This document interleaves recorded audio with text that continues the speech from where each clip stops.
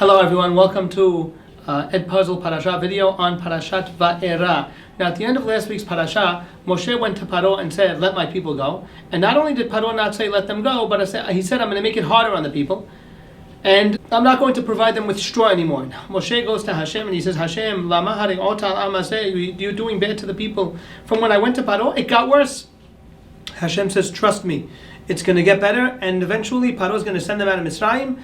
Biyad hazaka, I'm going to take them out of Mitzrayim with a strong hand, and this is going to be the beginning of, this week's parasha is going to be the beginning of the Yitziat Mitzrayim, Bnei Yisrael leaving Mitzrayim. It starts with the 10 Makot.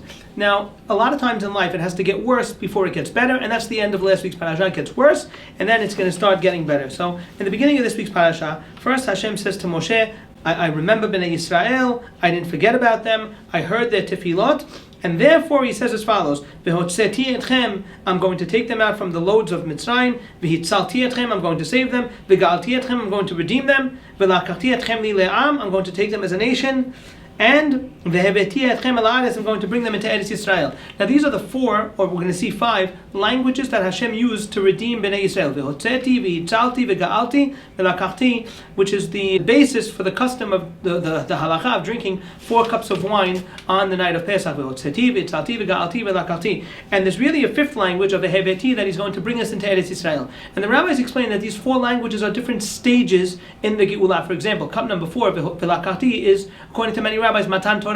Hashem takes us as his nation when he decides to give us the Torah. So these are the, some say that one stage was the Makot, when they left Mitzrayim, the splitting of the sea. There's different things that are happening, and that they're hinted in these words of V'hotzeti, V'hitzalti, V'ga'alti, V'lakachti, and ultimately V'heveti. So that's the introduction to the parasha of Hashem saying, I'm going to take them out of Mitzrayim. Moshe goes and he tells us to Bnei Yisrael, but they didn't listen.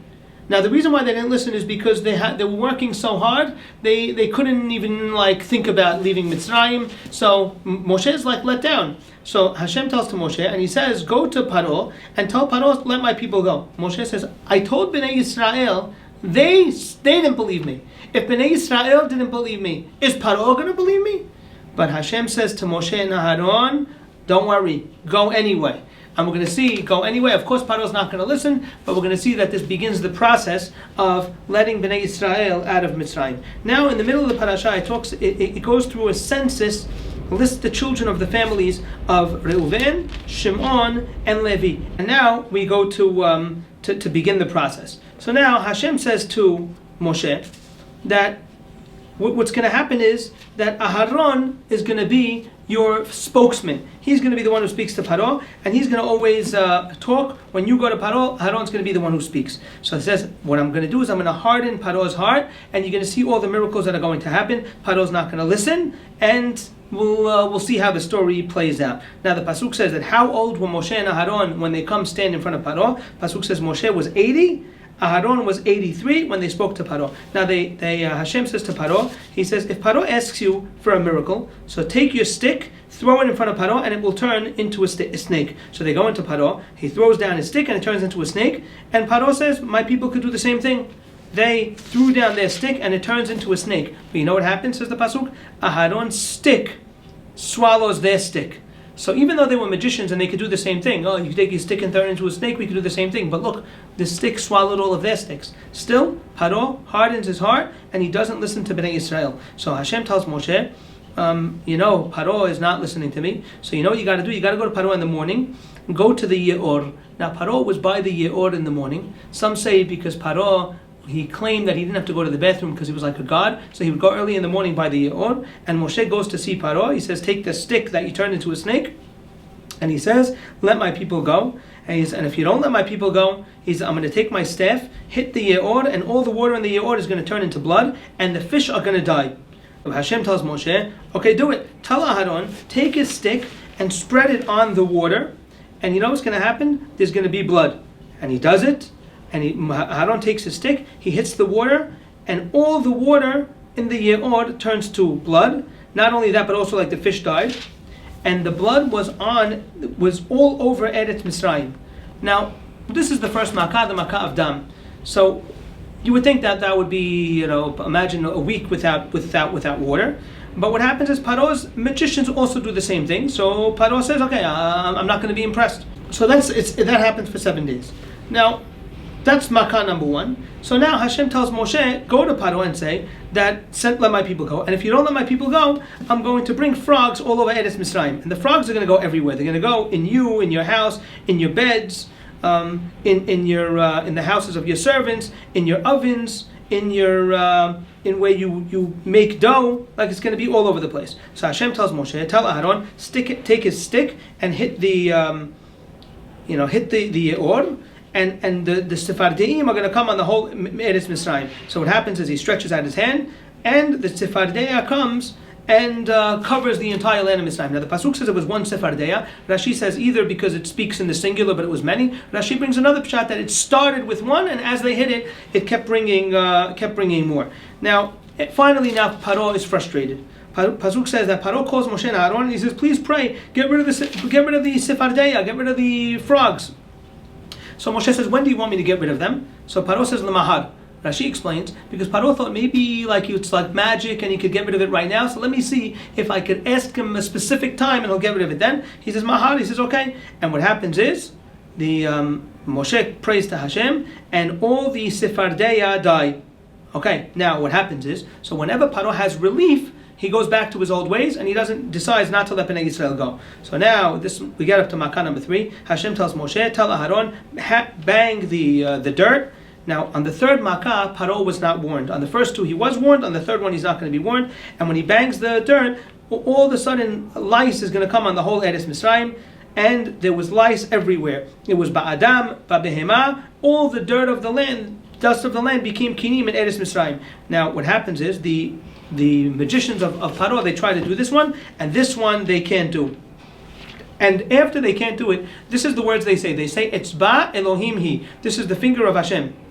Which means we acknowledge that this is something we can't do, only Hashem could do. Still, Paro hardens his heart, and he doesn't send away Bnei Yisrael. So we're going through the Malkot. Paro is going to be stubborn the entire time. Next, Hashem says to Moshe, Makkah number 4, wake up in the morning, go to the Ye'or, and says, if you don't send Bnei Yisrael out, I'm going to send wild animals, and they're going to fill all of Mitzrayim. He says, and you know what I'm going to do? I'm going to make sure Eretz Goshen is separate, and there's not going to be any wild animals there.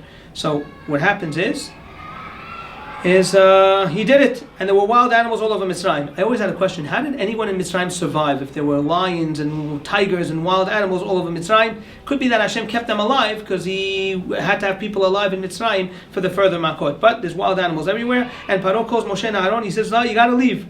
So Moshe says, "No." He says, what's interesting is, like we said before, Moshe says, we only want to go for 3 days. Paro says, I'll let them go.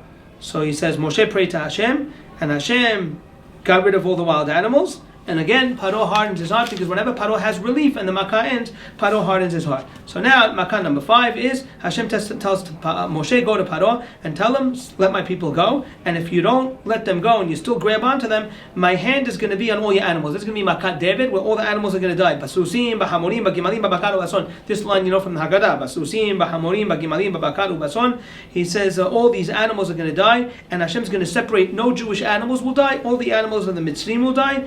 And what happens is, Hashem does this, the next day all the animals of the Mitzrayim died, and Paro sees, and not one Jewish animal died. Still Paro hardens his heart. So again, Paro is continuing to be stubborn. Now, next Makkah number 6, there's not going to be a warning. Every 1 and 2, there's a warning. 3, no warning. 4 and 5, there's a warning. 5, 6, there's no warning. Hashem tells Moshe and Aaron, take ashes from the oven and throw it up to Shamayim, and it will go all over Mitzrayim, and there will be shehin, boils, like painful pimples all over the people. So they throw it up, and it's all over the people, all over the animals. And the magicians couldn't even stand in front of Moshe because their body was full of boils. But still, Paro hardens his heart, and he doesn't listen to Bnei Yisrael. Now we're at Makkah number 7, which is the Makkah of Barad. So Hashem says to Moshe, wake up in the morning, go to Paro, and tell him, let my people go. He says, because this time, it's going to be very bad. So he says, not only that, he says, but you know what? Hashem tells Moshe, tell Paro, you know why I kept him alive? So you could see my strength. Uman saper shemi bechol haaretz, and you could You'll say my name will be declared throughout the entire world. Part of the reason for the miracles of the Makot was this is a way of Hashem showing the people His strength and Hashem's power, so the people know to be afraid of Hashem and to know what Hashem ultimately could do. So He says, if you don't let my people go, I'm going to bring barad. He says, make sure you send all your animals inside. You send all your animals inside. So then the pasuk says, those Egyptians who had fear of Hashem, they brought the animals inside. But the Egyptians who did not fear Hashem, they left the animals in the field. So Hashem tells to Moshe, raise your hand in the shamayim, and barad will come down. It was fire and ice, and all of a sudden they come down, and it was barad and ash, fire and ice that never happened in Mitzrayim until now.